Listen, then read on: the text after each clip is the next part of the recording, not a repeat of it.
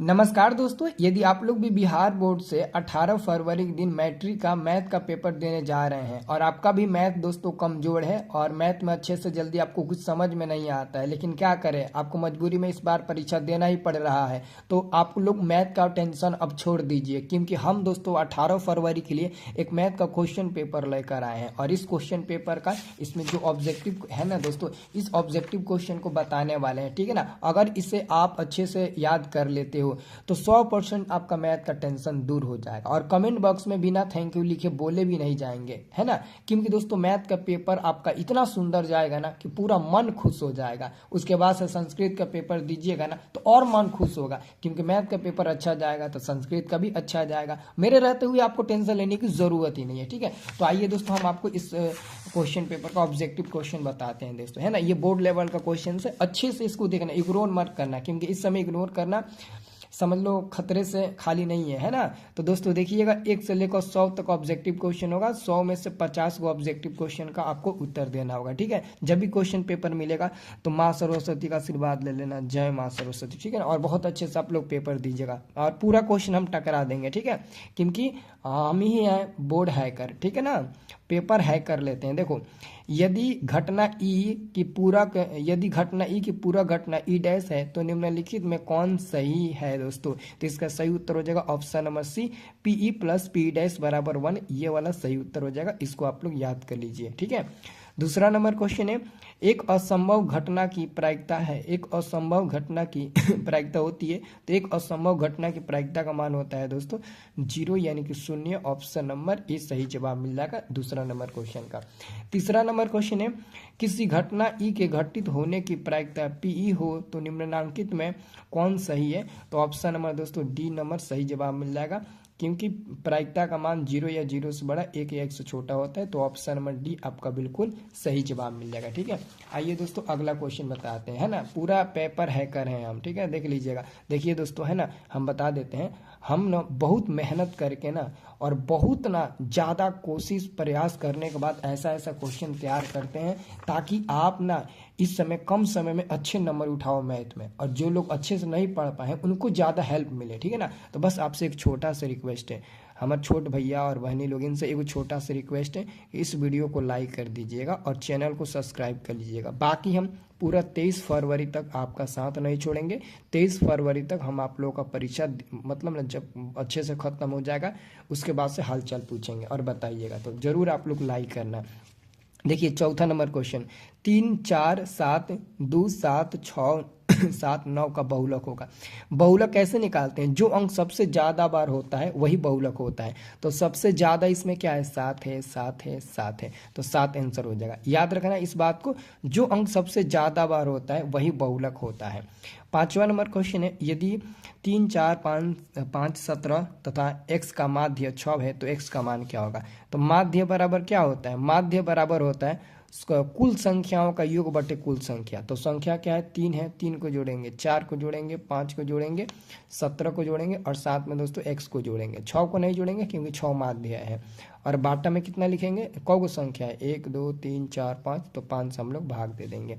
तो यहाँ पर क्या होगा, ये माध्य कितना है, 6 है ना, तो 6 लिखेंगे बराबर, इसको जोड़ेंगे, 4 3 7 7 5 12, 12 और 17 29 हो जाएगा, प्लस में x और बटे में 5 हो जाएगा, 6 5 30, कितना हो जाएगा, 30 हो जाएगा, बराबर में 29 प्लस में x हो जाएगा।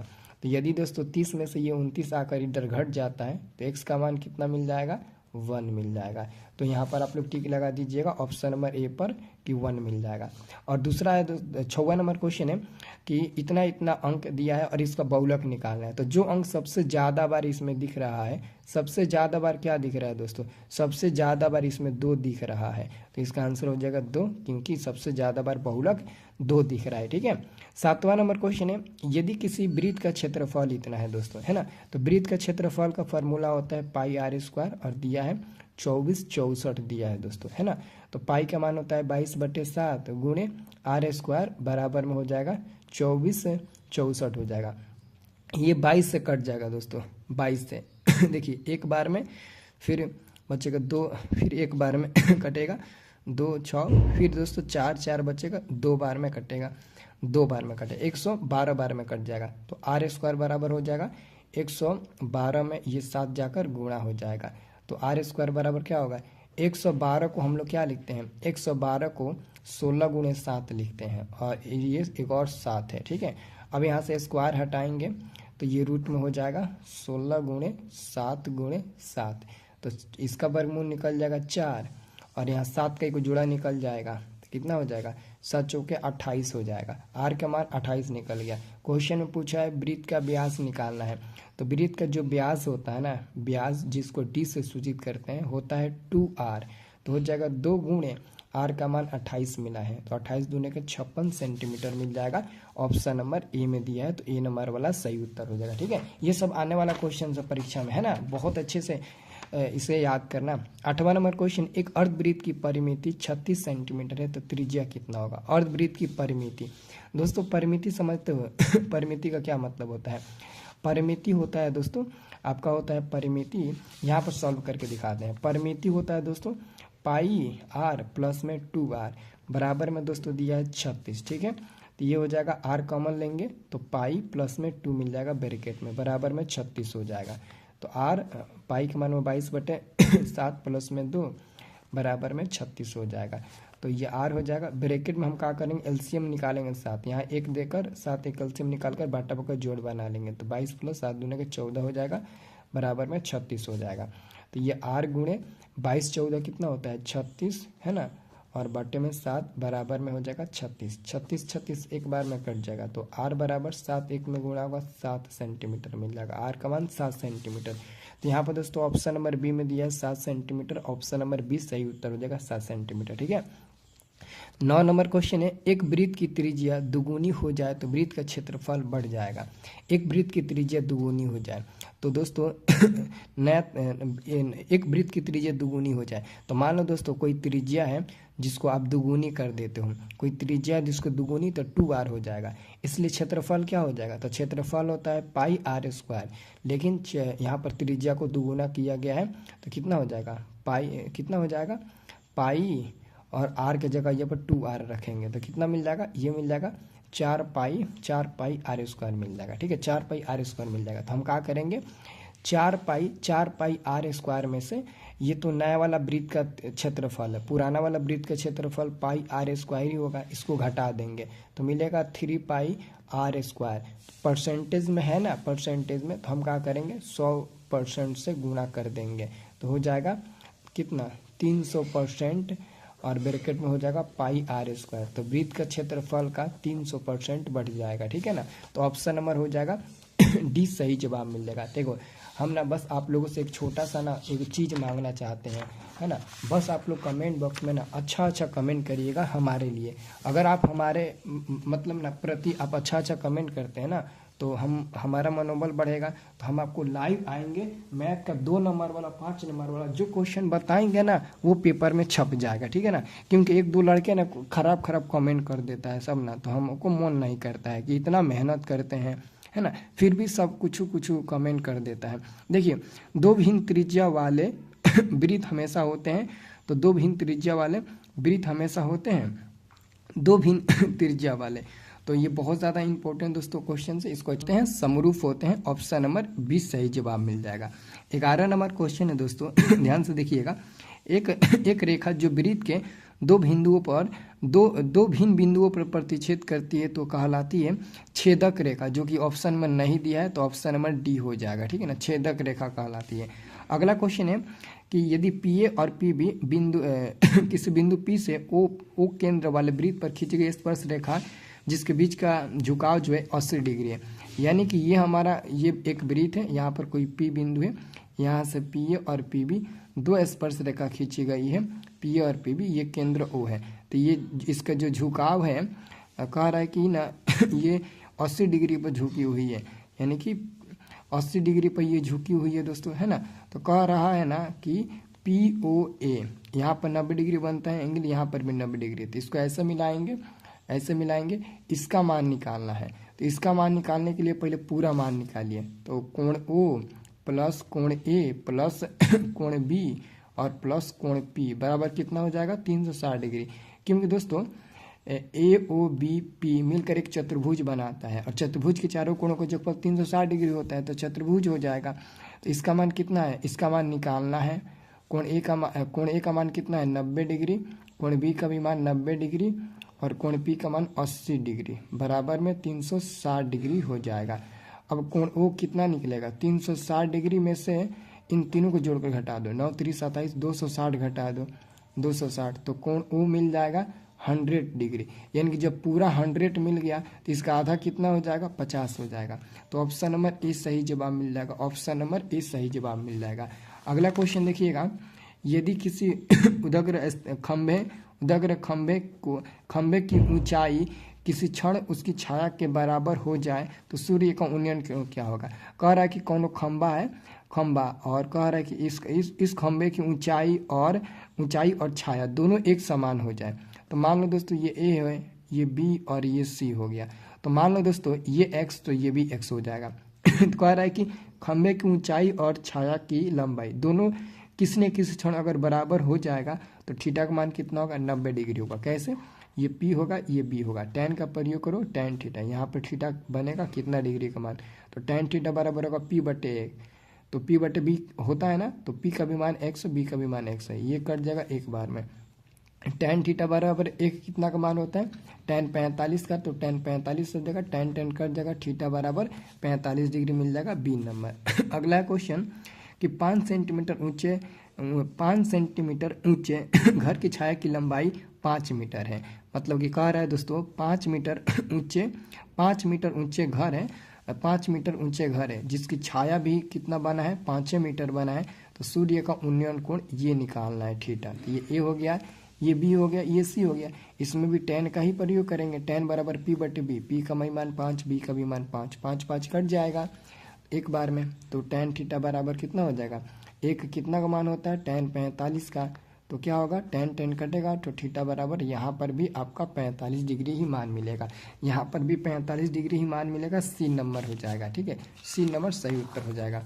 अगला क्वेश्चन है दोस्तों, देखिएगा, निम्नलिखित में किसका मान 1/2 tan 45 है। तो 1/2 tan 45 क्या होता है, 1/2 tan 45 का मान 1, तो ये 1/2 ही हो जाएगा। 1/2 किसका मान होता है, sin 30 का मान होता है, ऑप्शन नंबर ए सही जवाब मिल जाएगा।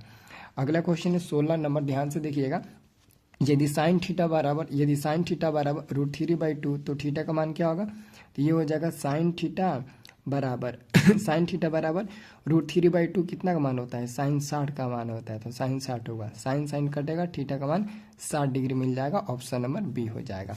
अगला क्वेश्चन है दोस्तों 2 हो जाएगा गुणा 1 - sin स्क्वायर ए का मान होता है cos स्क्वायर ए, ठीक है, फार्मूला से, और बाटा में ऑलरेडी कितना है cos स्क्वायर ए, तो cos कट जाएगा तो बचेगा सिर्फ 2, तो ऑप्शन नंबर सी हो जाएगा 2, आपका आंसर हो जाएगा सी नंबर। 18 नंबर क्वेश्चन है, सेक स्क्वायर 10 डिग्री माइनस में कॉट स्क्वायर 80 डिग्री का मान कितना होगा, इसका एक मान मिलता है। मैं बता देता हूँ कैसे। यदि आप इसको चेंज करते हो तो कौशिक के रूप में मिलेगा, और cosec square theta minus cot square theta 1 होता है। यदि इसको चेंज करोगे तो tan स्क्वायर के रूप में मिलेगा, तो sec square minus tan square होगा तभी एक मान मिलेगा। तो इसलिए ट्रिक से याद रखना, एक इसका आंसर हो जाएगा। अगला क्वेश्चन देखिएगा, ये भी ट्रिक से याद रखिएगा, tan 10 degree, tan 15 degree, tan 75 degree, tan 80 degree. दोस्तों 10 को और 80 को जोड़ेंगे 90 मिलेगा ना, 90 मिलेगा तो इसका आंसर 1 हो जाएगा, गुणे, और क्योंकि बीच में ऑलरेडी डॉट है इसलिए गुणा होगा, और 15 और 75 जोड़ेंगे 90 मिलेगा, फिर भी 1 मिलेगा, और एक क्या होता है, 1 होता है ना। याद रखिएगा, अगर इन दोनों को जोड़ेंगे तो 90 मिलेगा, इसलिए इसका आंसर 1 हो जाएगा, फिर इन दोनों को जोड़ेंगे 90 मिलेगा, इसलिए इसका भी आंसर 1 होगा। अब दोनों को गुणा करेंगे तो 1 ही मिल जाएगा। ठीक है, ये ट्रिक से आपको याद रखना है। अगला क्वेश्चन दोस्तों देखिएगा 20 नंबर आपका, यदि tan थीटा बराबर √3 तो सेक थीटा का मान क्या होगा। यदि tan थीटा बराबर √3 तो सेक थीटा का मान कितना होगा। तो दोस्तों tan थीटा बराबर कितना होता है, √3 ही कितना का मान होता है, tan 60 का, तो tan 60 हो जाएगा, tan कटेगा, थीटा का मान मिलेगा 60 डिग्री। अब सेक थीटा का जगह ये बस 60 रख देंगे, और सेक 60 का मान क्या होता है, सेक 60 का मान होता है कितना, cos 60 का मान 1/2 होता है, तो सेक 60 का मान 2 हो जाएगा, ऑप्शन नंबर डी सही उत्तर होगा। अगला क्वेश्चन है दोस्तों 21 नंबर क्वेश्चन है, tan थीटा बराबर इतना दिया है, tan थीटा बराबर दोस्तों कितना दिया है, 4/3 दिया है, और ये होता है P/B होता है। जब एच का मान निकालिएगा 4 3 दिया है तो 5 मिलेगा, एच का मान कितना मिलेगा 5 मिलेगा। अब दोस्तों इसका मान आपको निकालना है। साइन थीटा बराबर होता है पी बटे एच, तो पी का मान हुआ 4 है और एच का मान हुआ 5, ऑलरेडी 5 ही निकलेगा है ना। एच का फार्मूला लगा कर निकाल लीजिएगा, अंदर रूट में P square plus B square, ये वाला फार्मूला रख कर निकालिएगा तो इतना मिल जाएगा। और कॉस का मान होता है बी बटे एच, तो बी का मान हुआ 3 है और एच का मान हुआ 5 है। अब इसको बाटा बका जोड़ बनाएंगे एलसीएम निकाल कर, तो 4 + 3 तो ये मिल जाएगा 7/5।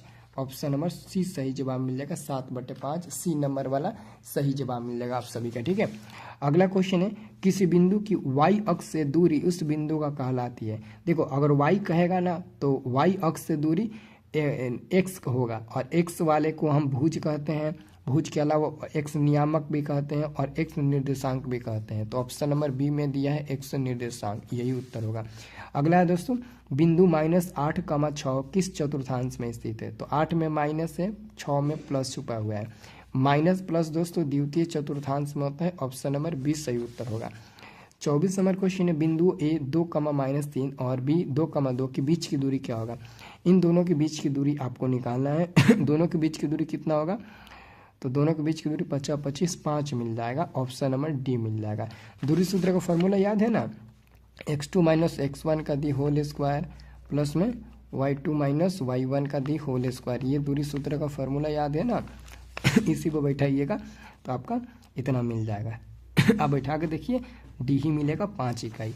अगला है 25 नंबर किसी बिंदु की x अक्ष से दूरी उस बिंदु का कहलाती है। अब x अक्ष से दूरी, तो x अक्ष से दूरी कहेगा तो y में जाना है, y होगा। तो y को दोस्तों कोटि भी बोलते हैं, y नियामक भी बोलते हैं, y निर्देशांक भी बोलते हैं। तो y नियामक और y निर्देशांक नहीं दिया है, कोटि दिया है। तो कोटि आपका बिल्कुल सही उत्तर हो जाएगा। अगला क्वेश्चन देखिएगा दोस्तों, बिंदु 3,4 की मूल बिंदु से दूरी। तो मूल बिंदु से दूरी निकालने का सूत्र होता है अंदर रूट में x² + y स्क्वायर। x का मान 3 है, 3 का स्क्वायर प्लस में y का मान 4 है तो 4 का स्क्वायर, 3 का स्क्वायर 9, 4 का स्क्वायर 16, कितना मिल जाएगा, तो ये मिल जाएगा 25 और 25 का बाहर निकालिएगा वर्गमूल तो मिल जाएगा 5, यानी कि ऑप्शन नंबर हो जाएगा C 5। अगला है कौन सा बिंदु मूल बिंदु से 13 इकाई की दूरी पर है ना। मूल बिंदु 13 इकाई की दूरी पर है। यानी कि आपको बताना है कौन सी बिंदु मूल बिंदु से 13 इकाई की दूरी पर है, मतलब कि किसका ना मूल बिंदु से 13 दूरी मिलेगा। इसका देखिएगा ये x होगा और ये y होगा, और मूल बिंदु का दूरी क्या होता है x² + y स्क्वायर। x का मान -12 का स्क्वायर 144 और 5 का स्क्वायर 25 मिल जाएगा। इसको जोड़िएगा तो मिल जाएगा 169, और 169 का वर्गमूल होता है कितना, 13 होता है। तो यही वाला हो जाएगा, डी नंबर वाला सही उत्तर मिल जाएगा। अगला क्वेश्चन है ध्यान से देखिएगा, 2, -5 एवं -2,9 से समदूरस्थ बिंदु x अक्ष पर कौन होगा। तो दोस्तों x अक्ष का निर्देशांक होता है x, 0 होता है, x, 0 होता है। तो आपको x का मान बताना है कितना होगा, समदूरस्थ है। तो समदूरस्थ के लिए दोस्तों ये थोड़ा सा लंबा आपको सोल्यूशन पड़ जाएगा, ऐसे आपको करना है। यहाँ पर x अक्ष लिखना है x, 0 है ना। ये a हो जाएगा, ये b हो जाएगा और ये c हो जाएगा। इसको आप 2, -5 मान लो है ना, और ये -2,9 मान लो। कभी कभी 1-2 क्वेश्चन लंबा आ जाता है, बनाना पड़ता है। तो क्या हो जाएगा, AB और AC बराबर हो जाएगा। तो AB के बीच की दूरी निकालिएगा, कितना हो जाएगा, x AB का स्क्वायर और AC का स्क्वायर कर दीजिए, ठीक है ना। तो हम क्या करेंगे, AB के स्क्वायर निकालेंगे, यानी कि AB के बीच की दूरी निकालेंगे, फिर AC का स्क्वायर निकालेंगे। तो क्या हो जाएगा, x - 2 का दी होल स्क्वायर प्लस में -5 -0 तो -5 -0 है ना, इसका दी होल स्क्वायर हो जाएगा। यहाँ पर दोस्तों रूट देने की ज़रूरत नहीं है, क्यों, क्योंकि ऑलरेडी ऊपर स्क्वायर है, रूट से खत्म हो जाएगा। अब इसको देखिए, इसको बनाइए, x + 2 हो जाएगा और उधर हो जाएगा फिर प्लस में 0 - 9 का दी होल स्क्वायर हो जाएगा, ठीक है। तो इसको आप बटा बटा जोड़ क्या बनाइए, इसको a - b के दी होल स्क्वायर बैठाइए, क्या हो जाएगा, a² प्लस में b² यानी कि 2 का स्क्वायर माइनस में 2ab, 2x × b, और ये हो जाएगा x × b, b का मान 2 है तो 2 होगा, और ये हो जाएगा प्लस 5 का स्क्वायर 25 हो जाएगा, ठीक है, -5 का स्क्वायर 25 हो जाएगा बराबर, ये हो जाएगा x² प्लस में 2 का स्क्वायर प्लस में 2ab, 2 a का मान x, b का मान 2 है, और प्लस में 9 का स्क्वायर 81 हो जाएगा। एक्स स्क्वायर कटेगा, 2 का स्क्वायर कटेगा, ठीक है। अब ये मिलेगा माइनस में 4x प्लस में 25 मिलेगा और उधर मिलेगा 4x प्लस में 81 मिलेगा। माइनस में 7,0 मिलेगा। ऑप्शन नंबर 20 सही उत्तर मिल जाएगा, है ना। यहाँ से आप मान निकालिएगा तो माइनस में 8x हो जाएगा, ये 4x इधर आएगा घट जाएगा और ये दोस्तों उधर जाकर 56 घट जाएगा। तो 8 7 56, 7 बार में कटा तो x बराबर -7 मिल जाएगा, ठीक है। इसलिए 7,0 आपका हो जाएगा -7,0 हो जाएगा। यहाँ पर -7 रखेंगे फिर 0, तो -7,0 आपका आंसर मिलेगा, ठीक है। 30 नंबर आपका क्वेश्चन है। देखिएगा 30 नंबर आपका क्वेश्चन है, समांतर श्रेणी 54, 51, 48 है ना 45 का 10वां पद क्या होगा। तो ए का मान कितना हो जाएगा, ए का मान 54 हो जाएगा, डी का मान 51 में से 54 घटाएंगे तो माइनस में 3 मिल जाएगा। अब 10वां पद निकालना है, 10वां पद होता है ए प्लस 9d होता है। ए का मान 54 प्लस में 9 गुणे डी का मान माइनस में 3, तो 54 9 3 माइनस में 27 हो जाएगा। 54 में से 27 घटेगा तो 27 मिल जाएगा। ऑप्शन नंबर ए मिल जाएगा, 27 से मिलेगा, ठीक है। ओके, अगला क्वेश्चन है 31 नंबर, प्रथम 200 प्रकृत संख्याओं का योग। दोस्तों प्रथम 200 प्रकृत संख्याओं का योग का फॉर्मूला होता है n इंटू n प्लस 1 बटे में 2। तो n का मान दोस्तों 200 हो जाएगा और फिर ब्रैकेट में 200 प्लस 1 हो जाएगा, बाटा में 2 हो जाएगा। 2 से ये कट जाएगा 100 बार में, तो हम क्या करेंगे 100 को क्या करेंगे 200 में 1 जोड़ेंगे तो 201 हो जाएगा, गुणा कर देंगे। तो गुणा करिएगा 201 पर डबल 0 लगा देंगे, 20 मिलेगा। 20 ऑप्शन नंबर 20 सही उत्तर हो जाएगा। 20 ऑप्शन नंबर 20 सही उत्तर हो जाएगा, ठीक है। अगला क्वेश्चन दोस्तों आप लोग देखिएगा ध्यान से। क्वेश्चन नंबर आपका है 32 नंबर, समांतर श्रेणी 5, 8, 11, 14 का 10वां पद। तो ए का मान 5 हो जाएगा, डी का मान दोस्तों 8 में से 5 घटाइएगा तो 3 मिल जाएगा। 10वां पद क्या होता है, ए प्लस 9d होता है, ए प्लस 9d। ए का मान 5, 9 गुने डी का मान 3 हो जाएगा। 9 3 27, 27 5 कितना होता है 32 होता है ना। ऑप्शन नंबर ए सही जवाब मिल जाएगा, 32 हो जाएगा। क्वेश्चन नंबर 33 है, निम्नलिखित में कौन समांतर श्रेणी में है, कौन समांतर श्रेणी में है। दोस्तों ये स्क्वायर वाला तो घटेगा नहीं, तो ये एपी में नहीं होगा। 3 में से 1 घटाएंगे 2 मिलेगा और 9 में से 3 घटाएंगे 6 मिलेगा। ये दोनों बराबर नहीं है, ये भी एपी में नहीं है। ये देखिए 4 में से 2 घटाइएगा 2 मिलेगा, 8 में से 4 घटाइए 4 मिलेगा। ये भी दोनों बराबर नहीं मिल रहा है, तो ये भी एपी में नहीं होगा। जब ए बी सी एपी में हुक्म नहीं करेगा तो केवल और केवल डी बचा है, यही एपी में हो जाएगा दोस्तों, ठीक है ना। 34 नंबर क्वेश्चन आप लोग देखिए, यदि अल्फा और बीटा बहुपद एफ एक्स बराबर एक्स स्क्वायर प्लस में एक्स प्लस 1 के मूल हो तो 1 by alpha plus 1 by beta का मान बताओ। तो दोस्तों इसका फार्मूला होता है माइनस में बी बटे के सी, हम बताए थे आपको, ठीक है ना। माइनस में बी बटे सी फार्मूला होता है। तो माइनस हो जाएगा, बी का मान में यहाँ से 1 मिल जाएगा और सी का मान में यहाँ 1 है, तो -1 बाई 1 माइनस में 1। ऑप्शन नंबर 20 सही उत्तर हो जाएगा, ठीक है।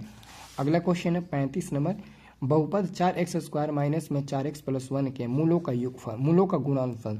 तो गुणनफल होता है अल्फा इंटू बीटा बराबर में सी बटे ए। सी का मान में 1, ए का मान में ये मिल जाएगा 4, अरे और सी का मान में यहाँ से 1 मिल जाएगा, तो 1/4 ऑप्शन नंबर सी सही जवाब मिल जाएगा। क्वेश्चन नंबर अगला है, द्विघात समीकरण इतना इतना का विवेचक कितना होगा, विवेचक। तो दोस्तों ए का मान क्या हो जाएगा 3 हो जाएगा, बी का मान क्या होगा माइनस में 2 हो जाएगा, सी का मान हो जाएगा 1/3। विवेचक क्या होता है, डी बराबर बी स्क्वायर माइनस में 4ac होता है। तो बी का मान में -2 है, तो -2 का स्क्वायर माइनस में 4 गुणे ए का मान में 3 और सी का मान में 1/3। तो 3 से 3 कट जाएगा, -2 का स्क्वायर 4 और माइनस में ये 4 मिल जाएगा, 4 में से 4 गया 0। तो ऑप्शन नंबर ए मिल जाएगा 0, इसका आंसर हो जाएगा, 0 इसका आंसर हो जाएगा। अगला क्वेश्चन दोस्तों देखिएगा 37 नंबर, निम्नलिखित में कौन अपरिमेय संख्या है। तो अपरिमेय संख्या कौन होगा, इसका वर्गमूल निकल जाएगा 8/6 परिमेय होगा, इसका निकल जाएगा 9, इसका निकल जाएगा 7/3 और लेकिन इसका नहीं निकलेगा, तो ये अपरिमेय होगा, सी नंबर सही उत्तर होगा। 38 नंबर क्वेश्चन है, निम्न में कौन परिमेय संख्या है दोस्तों। तो ये √2 कट जाएगा, तो बी नंबर वाला आपका परिमेय मिलेगा, ठीक है, केवल 2 बचेगा। अगला है 2 या 2 से अधिक अभाज्य संख्याओं का मौसा कितना होता है, 1 होता है, इसे याद कर लीजिएगा। अगला है कि यूक्लिड विभाजन एल्गोरिथम दो धनात्मक पूर्णांकों के निम्न में किसे परिकलित करने का तकनीक है, तो मौसा। यानी कि जब भी दोस्तों यूक्लिड विभाजन एल्गोरिथम का प्रयोग करते हैं तो मौसा निकालने ही के लिए ही करते हैं, इसलिए मौसा हम लोग सिर्फ इसी विधि से निकाल सकते हैं, ठीक है ना। इसलिए ऑप्शन नंबर 20 सही उत्तर हो जाएगा। तो दोस्तों वीडियो काफ़ी लंबा हो रहा है, मैं आपको एक और वीडियो दूंगा, उसको भी देखना आप लोग, ठीक है ना। तो आप लोग जरूर कमेंट करिएगा अच्छा कमेंट में, ठीक है।